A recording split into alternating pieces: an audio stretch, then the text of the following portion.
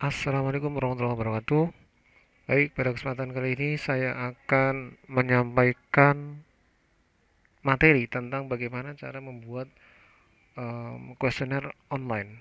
Ya, seperti yang sekarang ini sudah banyak digunakan oleh orang, yaitu menggunakan Google Form. Maka kita pada kesempatan kali ini juga akan menggunakan Google Form. Nah, di mana tempatnya? Silakan saudara buka Google-nya, kemudian nanti di sebelah sini ya, di sebelah kanan atas itu nanti ada banyak pilihan di situ. Nah, dicari yang Drive. Nah, masuk di Drive. Nah, kalau belum punya akun Gmail silahkan bikin akun Gmail. Nanti kalau pakai Yahoo nggak bisa ini, jadi harus pakai Gmail ya. Pakai Gmail, terus habis itu nanti setelah punya akun Gmail baru bisa aktifkan Drive-nya.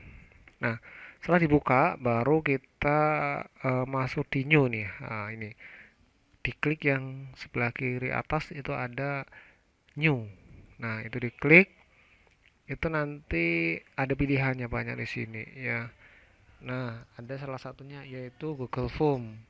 Google Form ini kita ambil aja yang pakai kosongan itu ya, blank form, kosongan.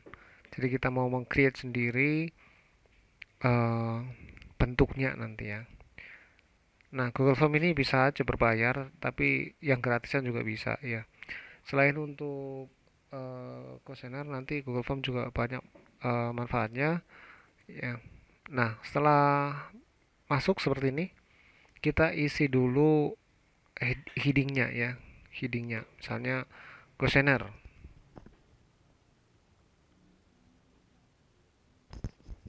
Nah, misalnya di deskripsinya mau dituliskan tentang kuesioner itu tentang apa gitu, dijelasin di situ juga bisa ya. Misalnya kuesioner ini tentang eh, apa ya, tentang misalnya hubungan ya. Misalnya kita mau buat suatu riset ya, paling gampang itu kan yang sering kita gunakan itu ya buat kebutuhan riset. Misalnya riset tentang gambaran pengetahuan masyarakat tentang corona misalnya gitu ya, karena sekarang lagi booming corona. Nah, ini bisa misalnya di deskripsinya itu kita jelasin seperti itu, yang maksud tujuan dari kuesioner ini untuk apa gitu ya. Kemudian di sebelah kanan itu ada banyak menu juga. Di situ ada ini tanda plus, itu adalah untuk menambah question ya, menambah pertanyaan. Kalau kita klik, nah ini dia akan menambah di bawahnya. Kemudian sebelahnya ada import question. Kalau misalnya kita punya file pertanyaan ya di laptop kita, baru kita bisa klik yang ini. Jadi nanti dia akan mengambil dari file yang kita simpan di dalam laptop. Kemudian yang bawahnya ini adalah untuk menambah eh, subjudul. Nah, misalnya di bawahnya kuesioner ini kita mau tambahin subjudul. Nah, menggunakan yang tanda T ini. Nah, ini seperti itu. Kemudian ini nambah gambar. Jadi kalau misalnya kita mau masukin gambar kayak gitu ya. Misalnya kita mau bikin kuesioner tentang bagaimana sih resepsi seorang tentang gambar yang kita tampilkan misalnya. Nah, ini bisa. Atau bahkan mungkin video ya. Juga kita bisa kasih video ya. Misalnya eh, video tentang edukasi kayak gitu ya. Itu juga bisa dicantumin di sini ya, di Google Form. Nah, kemudian yang terakhir ini adalah untuk memisahkan ya, membuat membuat halaman-halaman ya. Jadi ini kan dalam satu sheet, kemudian kalau misalnya mau dipisah itu menggunakan add section ya, add section. Misalnya kita mau nambahin subtitlenya, misalnya kuesioner ini dikeluarin oleh misalnya oleh uh, lembaga riset kayak gitu ya.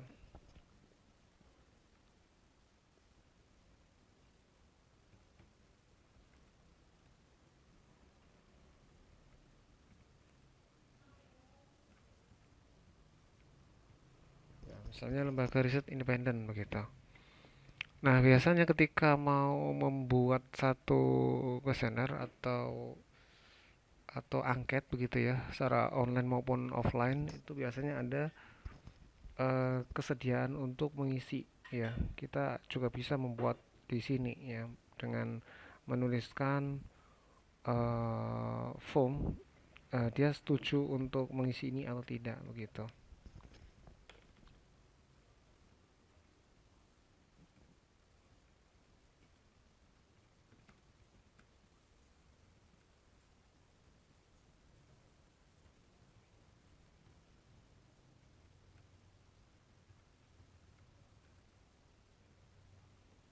Misalnya begini. Kemudian untuk optionnya bisa ditambahkan di sana. Misalnya menggunakan bersedia sama tidak bersedia ya. Ini pilihannya, pilihan untuk membuat satu kolom jawaban ya bisa menggunakan short answer misalnya kita membutuhkan pertanyaannya dalam bentuk pertanyaan terbuka kayak gitu ya. Jadi si pengisi kuesioner itu harus mengetik sendiri jadi menggunakan short answer atau paragraf kalau seandainya itu banyak ya butuh jawaban yang panjang itu menggunakan pilihan paragraf. Kemudian ada multiple choice kalau misalnya ini untuk kuis kayak gitu ya, untuk ujian atau UTS UAS misalnya itu bisa menggunakan multiple choice. Nah, ini tentunya nanti ada kunci jawabannya. Atau checkbox ini biasanya dipakai untuk misalnya untuk satu pertanyaan bisa diisi oleh beberapa jawaban. Nah, jadi itu kita menggunakan checkbox. Jadi nggak satu jawaban satu pertanyaan itu nggak hanya satu jawaban saja ya dibutuhkan beberapa jawaban. Nah kemudian drop down ini tetap pilihannya cuma satu cuman ini akan di hidden itu apa ya diselipin kayak gitu ya jadi nggak diperlihatkan di saat kita menyebar kuesioner itu ke calon responden jadi dia akan ketutup ya ketika diklik baru dia akan nongol kita coba pakai drop down ya nanti ya biar kelihatan yang dimaksud ya kemudian file upload kalau seandainya kita membutuhkan responden untuk mengupload file maka kita pilih ini ya dan lain sebagainya ya kalau ini tanggal ya ini jam ya yang paling bawah ya ada tanggal dan jam kita menggunakan drop down. Nah, ini jadi ada pilihan ya. Misalnya menggunakan tadi ya bersedia sama tidak bersedia.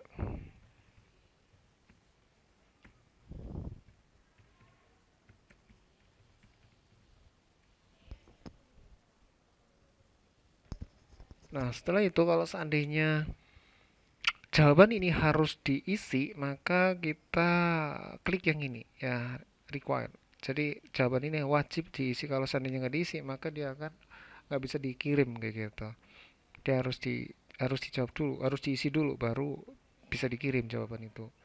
Nah, misalnya kalau sudah seperti ini kita mau masuk ke kolom pertanyaan, kita pisah misalnya, pisah dengan halaman pertama, halaman halaman depan ya. Kita bisa menggunakan ini. Ya yang paling head section ini ya, yang paling bawah ya. Nah, keluarlah seperti ini. Nah, kemudian kalau dari jawaban yang pertama ini misalnya dengan ini saya bla bla bla untuk mengisi kuesioner ini misalnya bersedia, maka dia masuk ke pertanyaan. Kalau seandainya jawabannya tidak bersedia, ini bisa kita setting langsung masuk ke kolom kirim jawaban. Jadi dia nggak perlu masuk ke kolom pertanyaan. Jadi nggak perlu masuk di next sessionnya ini ya. Ya, kita coba ya sekarang diatur nah, di sini. Ada go to section based on answer. Jadi dia akan jawaban ini ya, dia akan dikirim ke sheet berapa, ke halaman ke berapa ketika dia menjawab ya tergantung dari jawaban dia. Maksudnya di situ. Nah, ketika diklik maka dia ada option pilihan ya. Misalnya yang bersedia ini mau digiring ke halaman berapa? Ya, mau diarahkan ke halaman berapa? Misalnya next section misalnya ya, halaman berikutnya. Nah, kalau ya jawabannya tidak bersedia kan dia nggak perlu baca eh, teks pertanyaan. Jadi kita giring aja langsung ke submit form, jadi langsung ke kirim, kirim jawaban begitu. Nah, kalau begini dia ketika klik tidak bersedia, nanti ketika responden memilih yang kedua ini, maka dia nggak perlu masuk ke halaman kedua. Ya, ini hapus aja. Kemudian kita isi pertanyaannya. Ya, kita bikin pertanyaan. Ya, misalnya, apakah Anda tahu apa itu corona, misalnya begitu ya.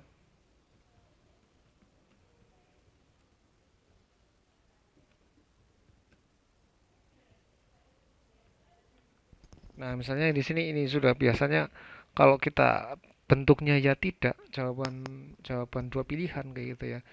Maka Google secara otomatis dia akan menawari jawaban ya. Di sini langsung ditawari kita ya tidak begitu ya. Ya kita bisa pilih aja di situ ya tidak. Diketik juga bisa ya. Tapi kalau nggak mau ngetik ya udah diklik aja di situ ya tidak. Kemudian optionnya kita bisa menggunakan multiple choice atau bisa juga menggunakan drop down. Nah, kita pakai multiple choice aja biar beda nanti ya. Nah, onde. Kemudian eh, ini pertanyaan harus dijawab oleh responden atau tidak. Kalau misalnya kita inginnya setiap pertanyaan harus dijawab, maka diklik yang ini, yang bagian bawah ada require itu. Nah, itu diklik. Ya, diklik. Nah, setelah itu ngasih banyak bikin pertanyaan lagi dengan cara klik yang ini, ya, add questions. Ya, dan seterusnya, ya. Nah, sekarang bagaimana kalau seandainya kita mau meng-share pertanyaan ini ke responden? Klik yang bagian atas di situ ada preview ya. Preview. Nah, ini tampilannya seperti ini ya.